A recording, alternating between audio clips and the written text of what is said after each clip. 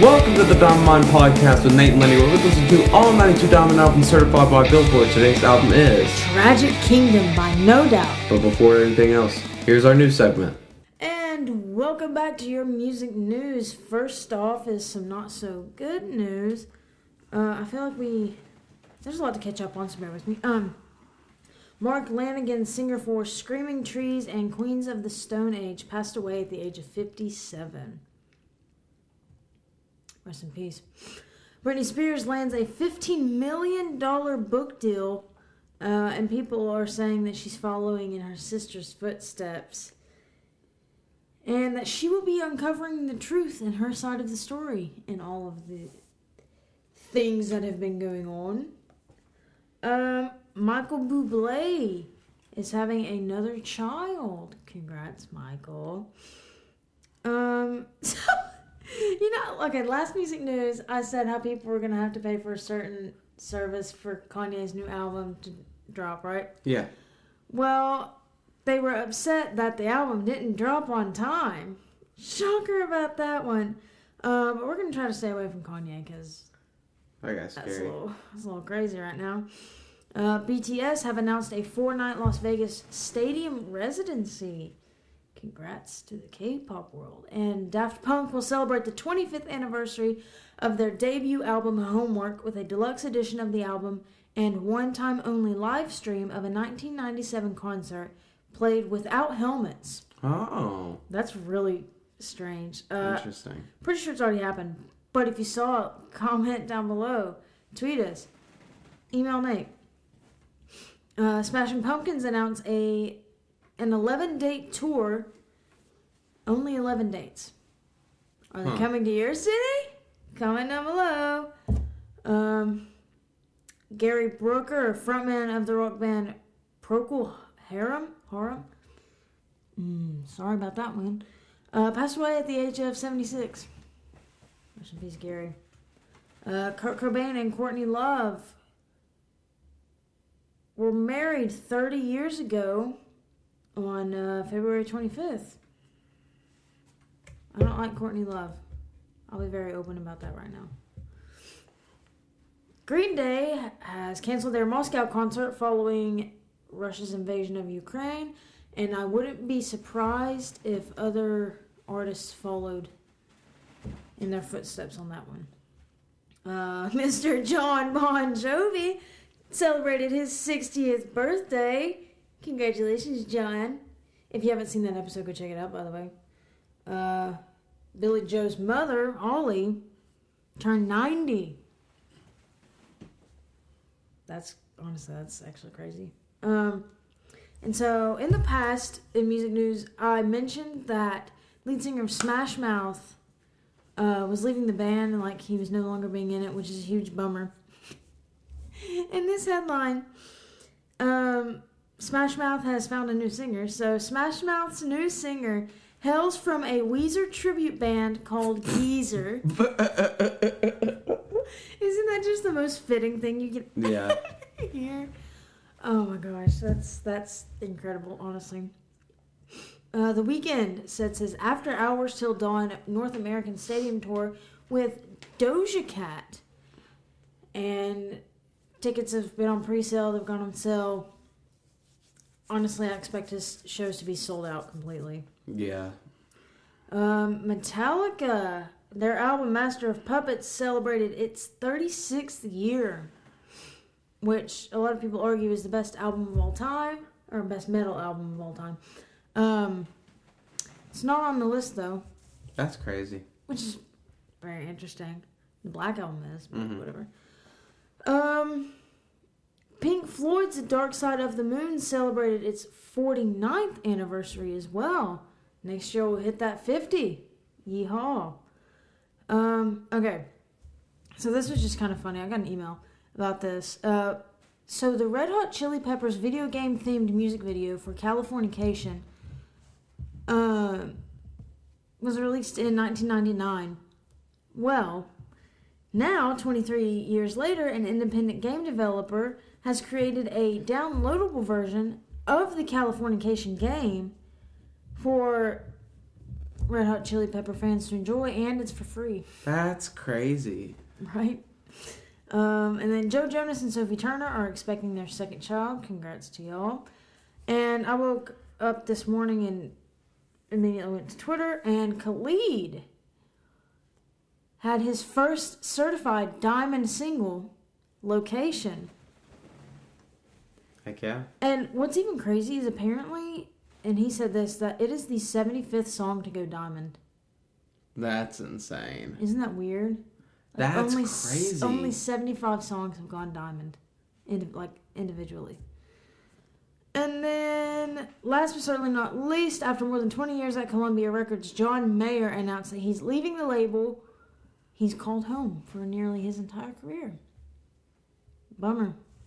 But once the door closes, another one always opens, and that is it for your music news. And we're back. Now, before we get into anything else, here's our social medias. The Twitter, TDM Pod, TDM POD. The Instagram, the Diamond Mine Podcast. The YouTube for our favorite stuff. The Diamond Mine, if you look up Diamond Mine Podcast, we should be the first thing that pops up. TikTok, Diamond Mine Podcast. Rate, like, subscribe, 5 stars. We're on all things. And yeah, so tell us about this album, Tragic Kingdom. No Doubt's Tragic Kingdom went 10 times platinum. It was released on October 10th, 1995. It is 14 songs and a lengthy 1 hour. First up. This first song is called Spiderwebs. Ska-ish. Love the trombone. Very alt-punk vibes. There's this little muted downstrokes on the guitar part with some dreamy vocals. Really like that. And the outro would have been a banger if it didn't fade. Because everybody knows that that's my pet peeve. Lyrics fading. Also, if you can't tell, Nate really liked this one. I had to take a moment to lay down on the bed. And I will get into why momentarily. I mean, I haven't seen him this distraught over listening to an album since Outkast. And that was like 3 hours. Like, I am literally like... Sorry, athletics for the camera. Oh, good. Can't wait to watch that one. Spiderwebs. Reggae to alt-rock. That was kind of the feel I had going. Her vocals start off a little bit quieter than I would have liked in the mix. And it took me a while to notice a bass line, but when I did, it was that... The flavors are melting on my tongue! Sorry. But it took me a while to really notice the bass line. The song was catchy through and through. It does feature the ska grooves that Apple mentions, and we hear a lot of it throughout this album. Next. This next song is called Excuse Me, Mister. This song reminds me of Jaded by Green Day with the drum beat. Mm-hmm. She does this little voice shake thing, like the whole album. It's horrible, man. It's really bad. It made me physically cringe, you know? She has some trombone throughout this album. I think the trombone is an awesome instrument. It's very interesting. Low brass. Woo! This would be a banger if she didn't do that weird thing with her voice. And I said a few times in this because she eases you into it. She tricks you into thinking she can properly sing like a normal person. She'll hit that tone, then she'll get back into that weird voice and go, yeah.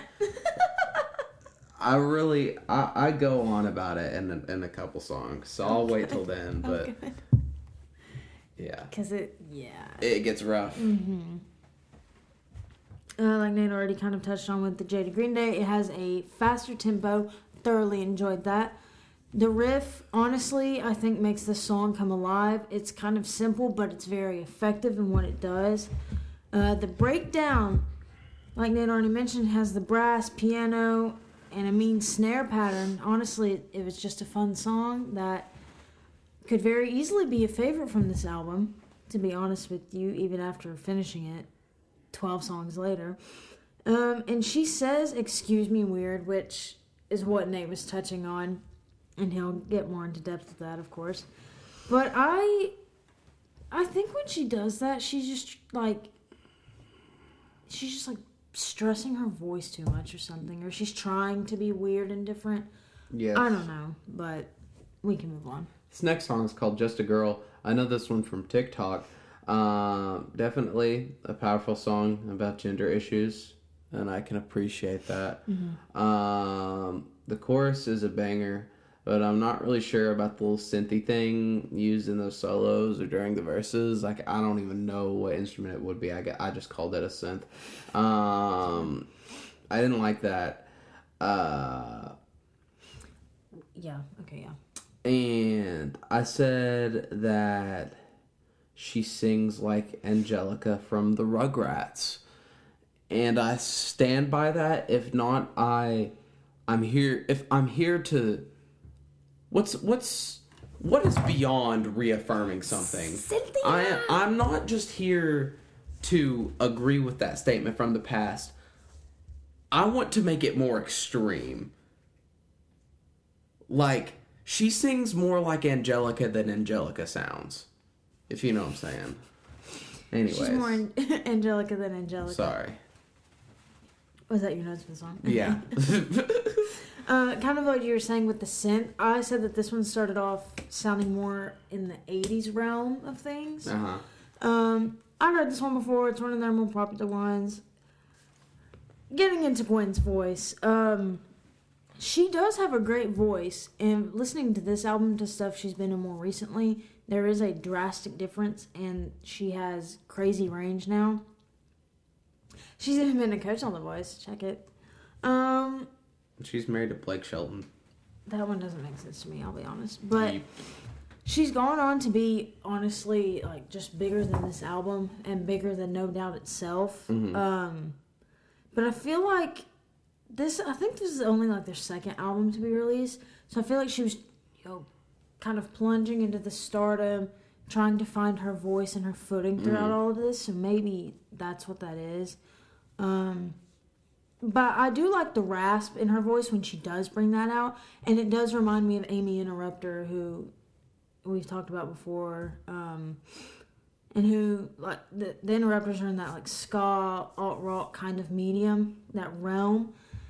And like Nate already touched on, the theme of the song is that she's just a girl, and that's basically all the world sees her for, which, and, she's over it, and yeah, I get that, felt that. So yeah, great theme. This next song is called Happy Now.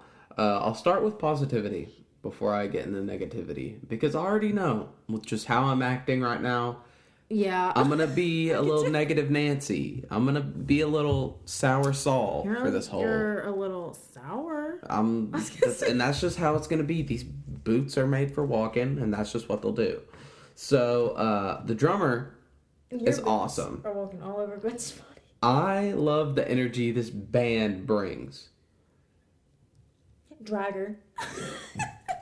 I cannot stand Gwen Stefani's voice. Sorry, I've been leaning on the table, and I think I somehow did something. Hey, for you audio listeners, can you hear us moving the table? Sorry, audio listeners. Well, I guess visual listeners too, because they're still listening. Anyways. Visual listener. That's on my resume.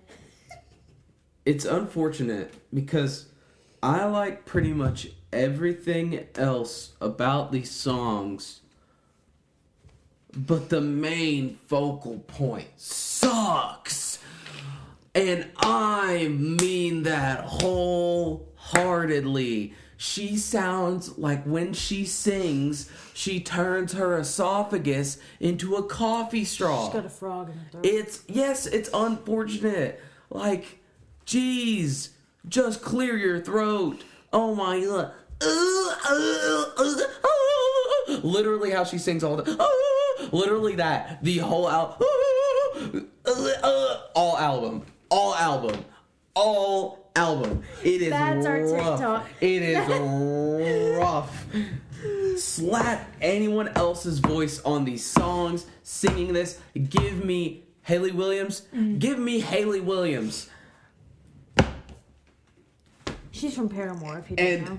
These songs are bangers. I'm bumping these for weeks. I am literally going to be listening to these in my car for weeks. If it was anybody singing these, other than Gwen Stefani. I would even go out on the limb and say that I would rather have Chad Kroeger singing these songs than Gwen Stefani. This is how you remind me. 'Cause I'm just a girl. Icon living. Also, you know this sucks because you don't even have your headphones in. No. Oh, man, I don't. Happy now, question mark. Nate's definitely not. This has that late 90s, early 2000s teen movie feel. The pre-chorus is very punchy. There's a nice layering of voices involved and a nice instrumental break. I didn't hate this song, but I would have enjoyed it a lot more if it was at least 30 seconds shorter. Honestly, just cut out the outro and end it after the last chorus hits. Move. The next song is called Different People. The opening was awesome. It had these all in sync staccato hits with all the instruments, so they're just like da da da. It was awesome. I like that. I love the band on this. This is the most conflicting album ever, and just genuinely just the most conflicting feeling ever. Your shoulders a little bit. The song's music is funky. I love it. Yeah. I love the brass incorporation on this album. I love the drummer. I love the guitarist. Oh, but I don't like Gwen Stefani. There it is. I don't like Gwen Stefani. I love the ska. I think that ska punk is not underutilized and underdeveloped genre. I think that we need more of that. I'll just wait until you're done. And yeah, I love the thumping bass and the background of the guitar solo. I love the guitar solo in this. Again, I love all the instrumentation in this. Gwen Stefani. Well, you're gonna have to. Oh yeah, I know. Okay. I know. I'll write it down. Okay, great. Building off of what you said. Why did I say that? I don't know. You're really coming for blood tonight. I am in a bad mood. This album put me in a bad mood. See, forget me saying Joe Walsh was weird and then his daughter following us. If Gwen Stefani saw this, dog. I don't care. I do. Go run and tell Blake. I do. Gwen don't. I will beat his ass. I don't know. He's got that reach. Wait, do I have to censor ass? I didn't last time. No, we haven't. Okay.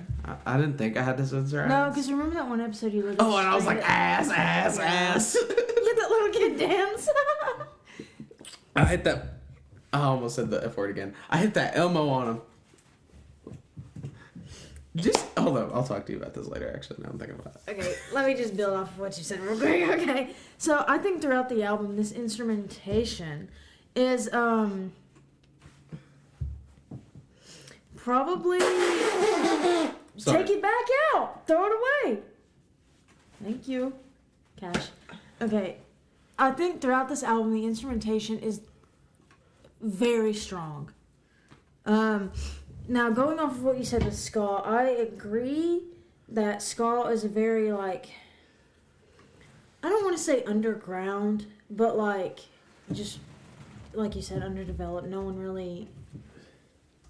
Especially nowadays. No one really, brought it into the light as much as it should be. Uh-huh. However, when you're sitting through... And it's not every song, but it's pretty much every single song, 14 songs straight, and it's just, ska. Mm-hmm. It's kind of all right, we get it. I understand. It's because they all have very similar tropes to the songs. That is, yes. My friend Jose... shout out to you, Jose.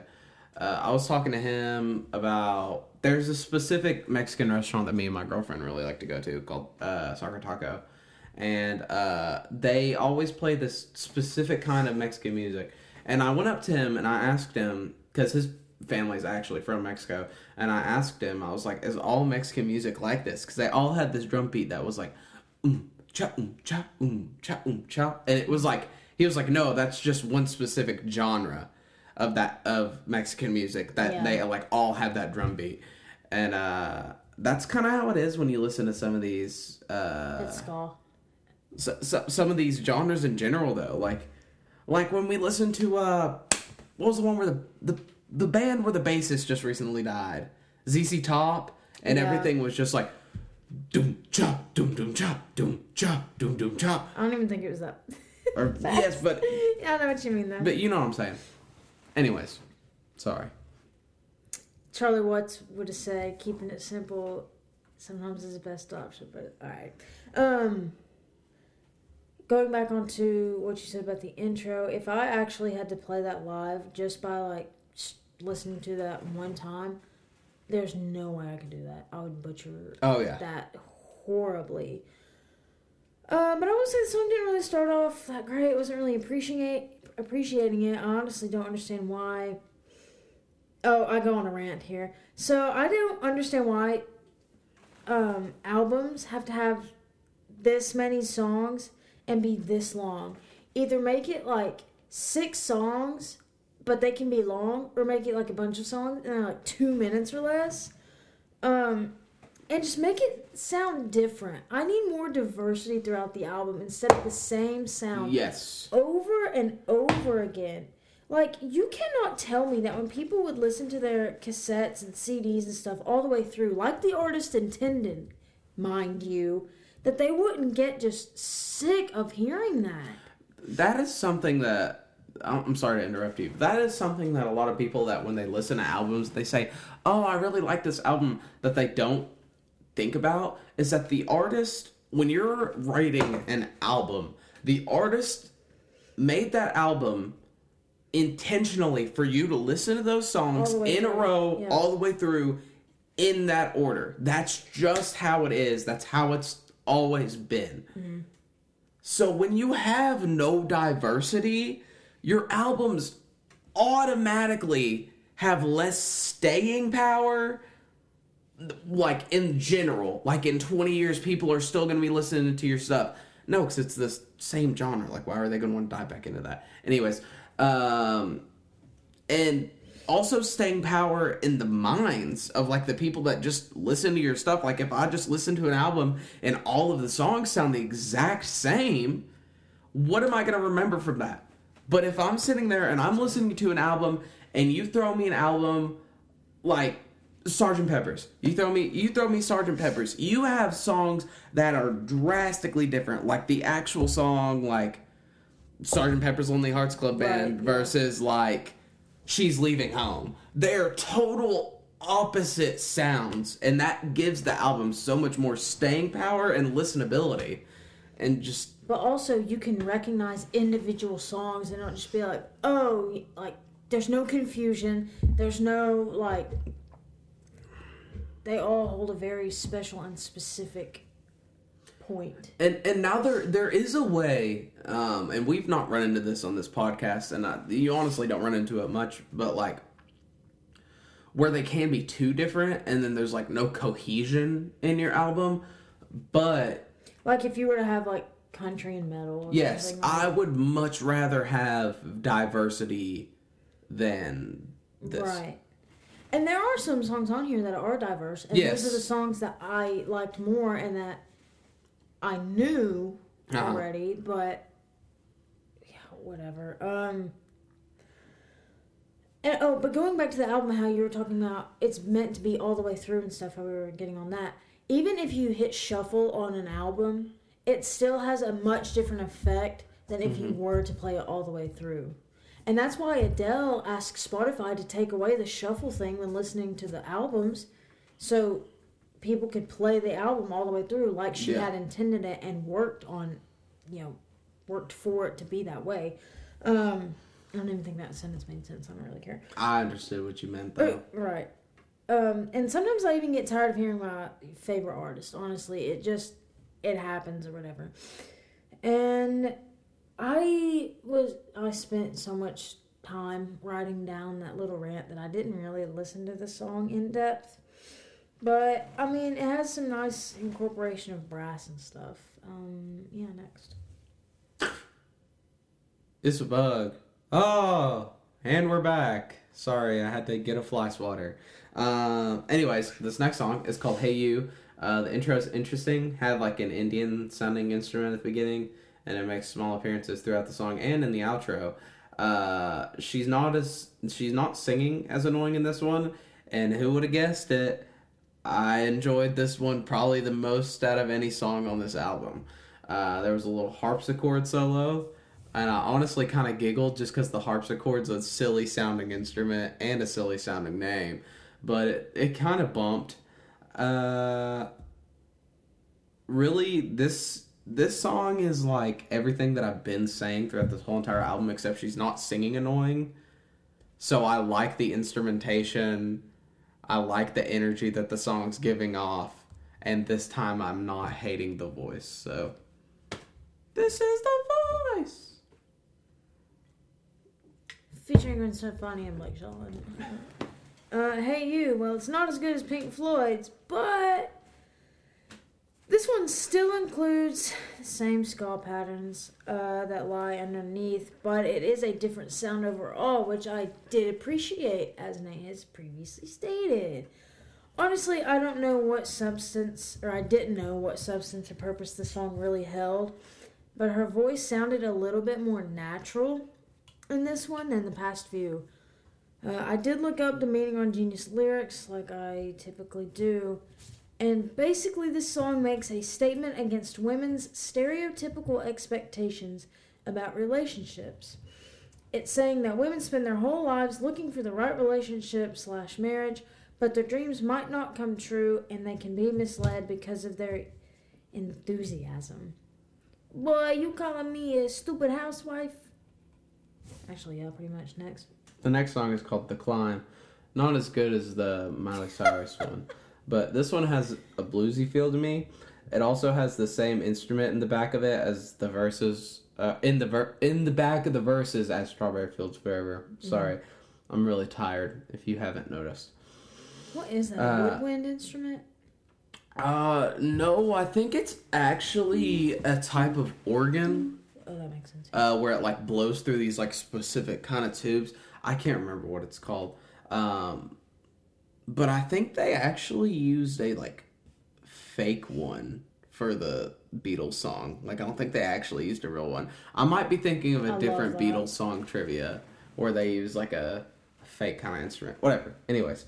The Beatles always be out of pocket. There's a picture of Paul playing the drums in a bathroom. Yeah, they are out of pocket. I love the bluesy vibe. The ending transitions to like a more persistent, uplifting feel.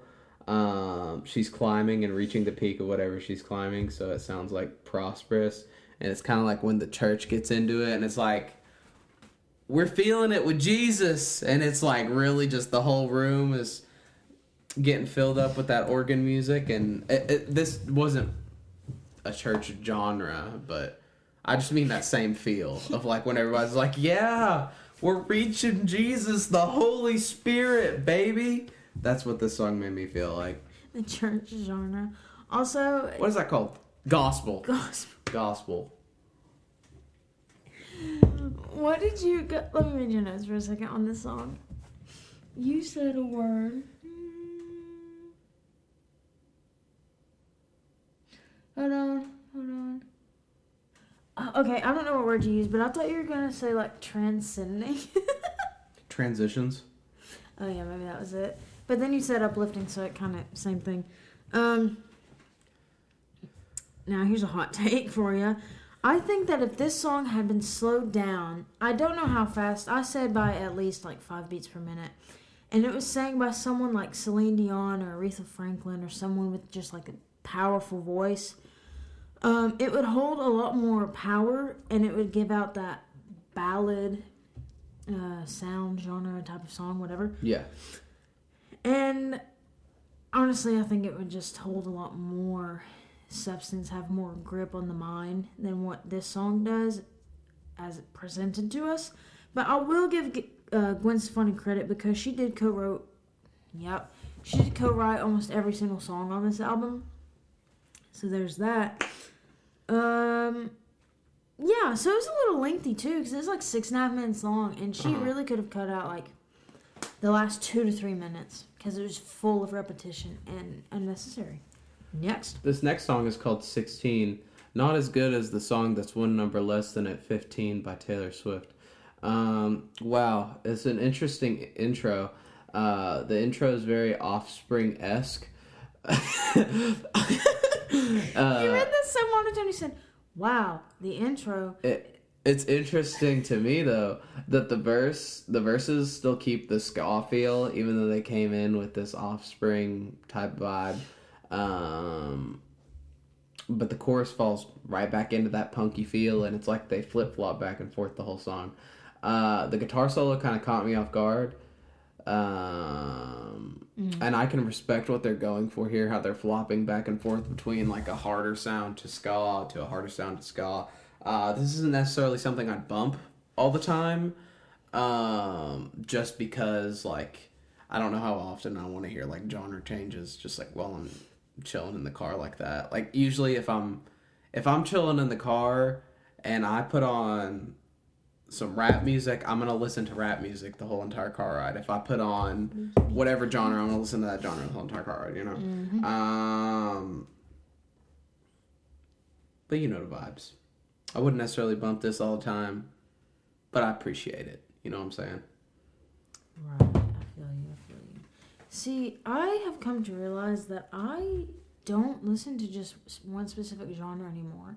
I'll either listen to like an era or a decade, or I have a specific like emotion or vibe, if you will.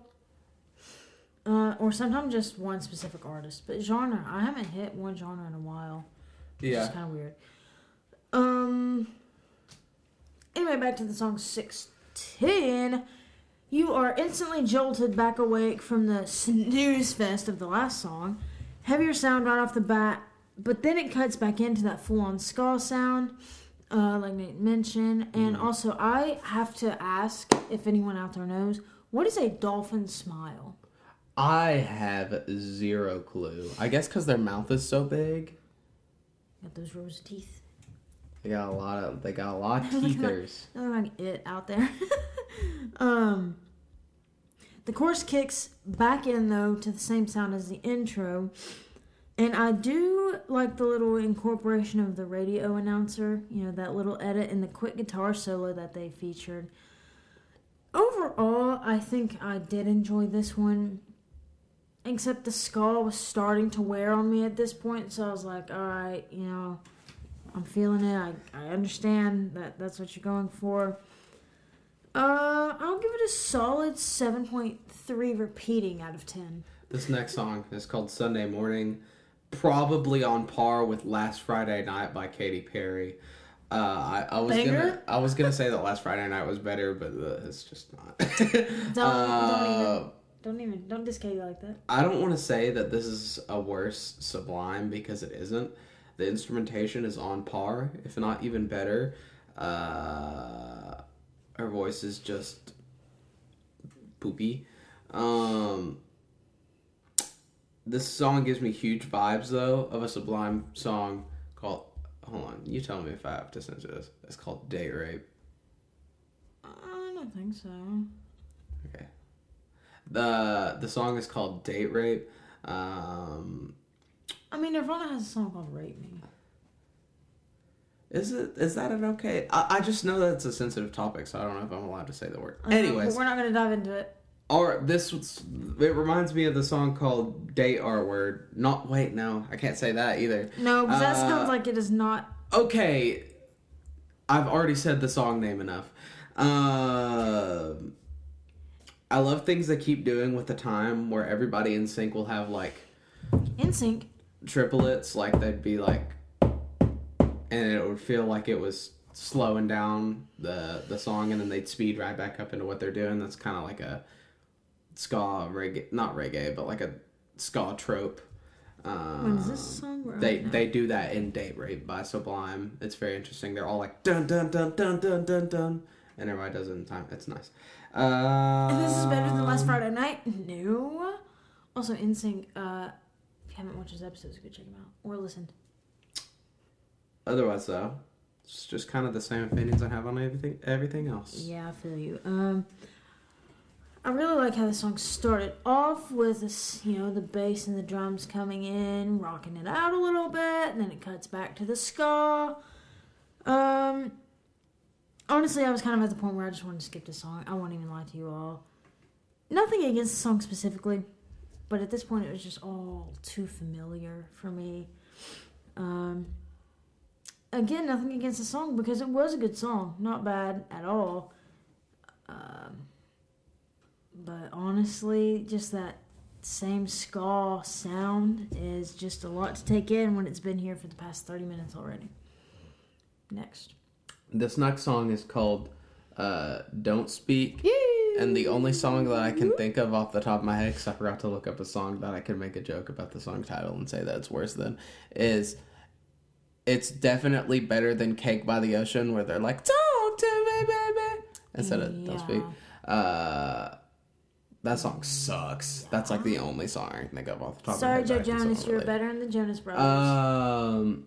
This one sounded sad at first, but I liked when the chorus... I love this song. I like the chorus when all the instruments are in. It almost felt like Spanish, and I liked it. And then they had like a flamenco-esque guitar solo going on. It does, and they also include maracas and stuff too, so it gives you that. Yeah, I just really enjoyed that. I think, and you're probably not going to vibe with this, I think the parts where it's just her and the guitar singing are boring. But the chorus is nice. The verse? Yeah. Yes. I kind of get that. Tied my thing and I'm not. So definitely heard this one before. It's one that I already have in my shuffle in my current go-to playlist. You know. So from Genius Lyrics, the song details Gwen's breakup with bandmate Tony Canal. I don't know how you say his last name. Tony Canoli. If you haven't learned at this point, I'm really bad with just like saying names of anything. His name is canonically, by the Diamond Mine podcast, Tony Canoli. Trademark pending.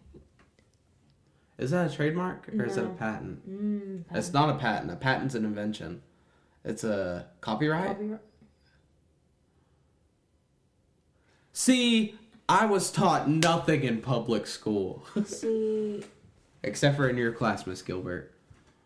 Shout out to Miss Gilbert. Shout out to all the Miss Gilberts out there. Shout out to all and Miss Weimer. Shout out to Miss Weimer. Puis-je aller à toilette? J'aime les couleurs violet. Mon Lainey est énervante for our French speakers. If you also clean up nice like a silly queen, comment down below.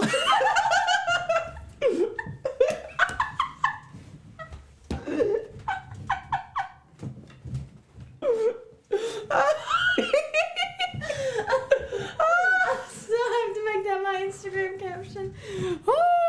A silly queen. Silly queen. Shout out to all them pears. I'm not going to go through that again. But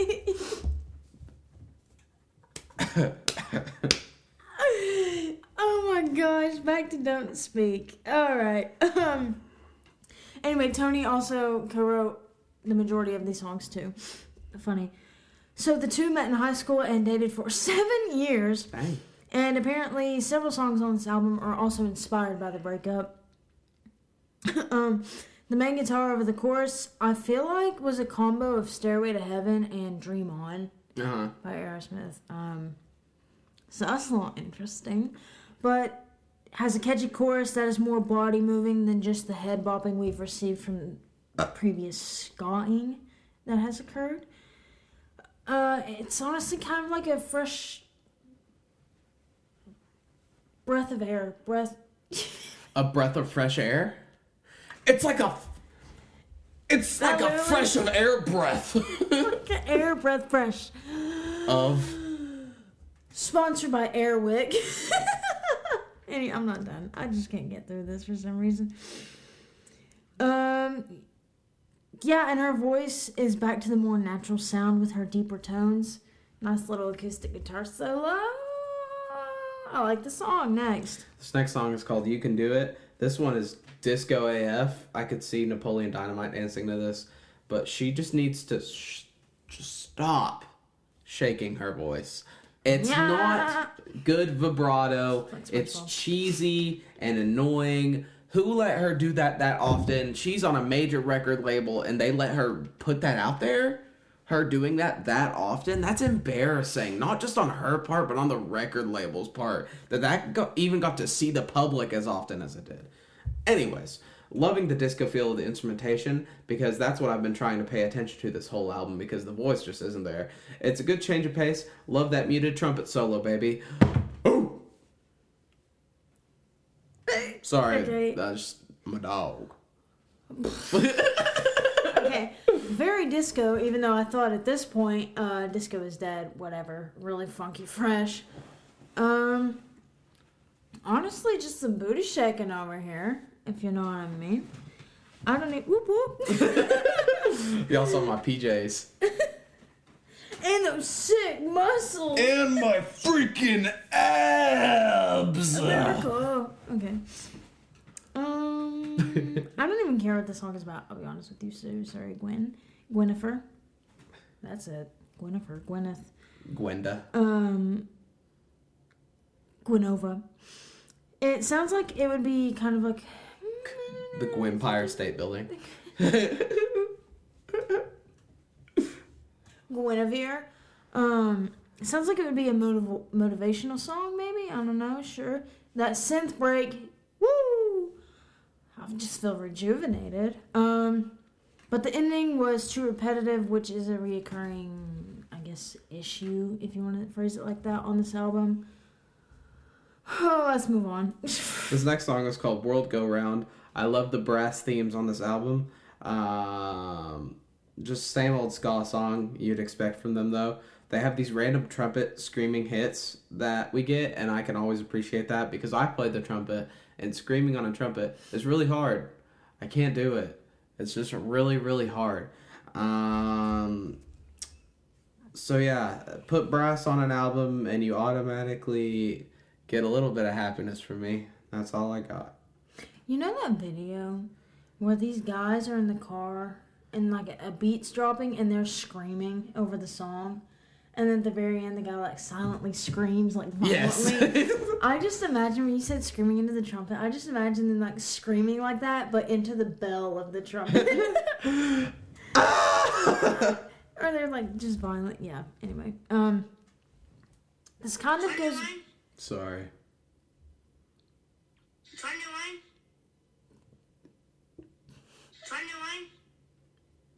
Wait for it. Okay. Wait for it. What is there to wait for? Hold on, I'll play it in a little while. It's a slow burn. Once it gets you when you don't expect it. Well, I almost died over here a second ago. And when you give it a little time, and you water it and you let it grow, then... What is this podcast? I don't know. This episode This sucks. has been a strange episode. Okay. Sorry. Okay. We're kind of back to the same sound as the first song on the album where it had that hint of reggae, that same ska kind of feel. Honestly, a little bit of Jimmy Buffett vibes at this point. Honestly, I'd rather listen to Jimmy Buffett at this point.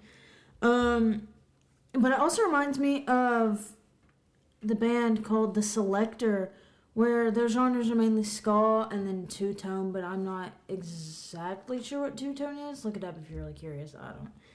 Maybe I should have too. Sorry to not inform you on anything. But I was just bored at this point, honestly, and I know that you were just like dying on the bed. I was literally laying on the bed. I don't know if I brought that up yet. I think you did. You were just like wrapped up in a blanket, face down. Like, I was still typing though, because I have notes. that's good.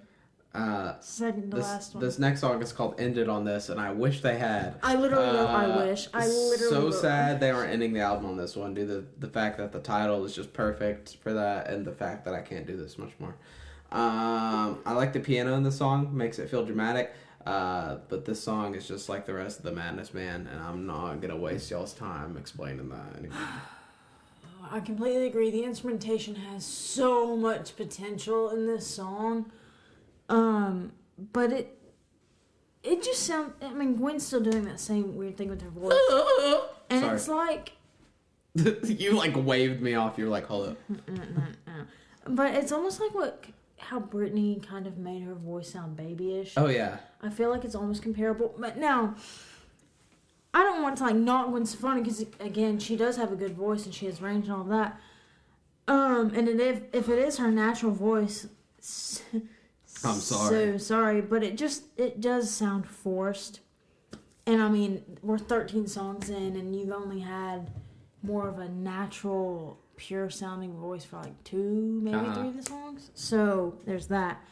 But the self-harmonizing that has happened in this song and also throughout the album, I do appreciate. It's a nice little touch. And finally, let's get to this last one.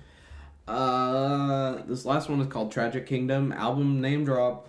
Allegiant Airlines ass intro though, with the buckle your seatbelts having ass dude. Stupid ass intro. Dumb ass intro. Dusty. Okay.